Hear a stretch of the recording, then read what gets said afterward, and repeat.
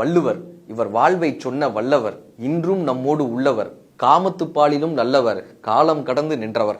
அகர முதல என்று ஆதியை தொழுதார், அன்புடைமை கூறி மனதுக்குள் நுழைந்தார், புது உடைமை இல்லா மனிதனை அறிந்தார், பொறையுடைமை கூறி அவன் அழுக்கை களைந்தார், கல்லாமை சொல்லி களவை இகழ்ந்தார், கொல்லாமை சொல்லி உயிர்களை புகழ்ந்தார், செங்கோன்மை சொல்லி அரசனை வியந்தார், அன்புடைமை கூறி அரசனிலும் உயர்ந்தார். அறத்துப்பால் பொருட்பால் இன்பத்துப்பால் இது தந்தை தமிழனுக்கு ஊட்டிய தாய்ப்பால். அன்புடைமை அறிவுடைமை பொறையுடைமை இது வள்ளுவன் உலகுக்கு தந்த பொது உடைமை.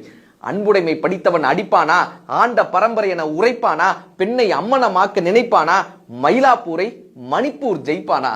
உங்கள் வீட்டில் திருக்குறள் இருக்கட்டும், அது இருந்த இடம் கூட மறக்கட்டும், உங்கள் குழந்தை ஒரு நாள் திறக்கட்டும், அவன் வாழ்க்கையில் புதிதாய் பிறக்கட்டும். வள்ளுவம் படித்த யாரும் பிறரிடம் குறைகளை சொல்வதில்லை, அதை குறைப்பது எப்படி என்று சொல்கிறார்கள். கரைகளை காட்டுவதில்லை, அதை எப்படி கரைப்பது என்று காட்டுகிறார்கள். வள்ளுவம் படித்தால் அறத்தை ஆயுதமாய் எடுப்பான், சினத்திலும் சிந்தித்தே நடப்பான், வாழ்க்கை துணைநலம் படிப்பான், பெண்ணை உயர்வென நினைப்பான், பணத்தின் பற்றை மறப்பான், பகிர்ந்து கொடுக்க நினைப்பான், சொல்வன்மை வந்து சிறப்பான், காதலியையும் குரல் சொல்லியே அழைப்பான், தன் சாதியை சொல்ல மறுப்பான், நீதியின் குரலாய் இருப்பான், தீண்டாமை என்பதை எதிர்ப்பான், மனிதனை மனிதனாய் மதிப்பான்.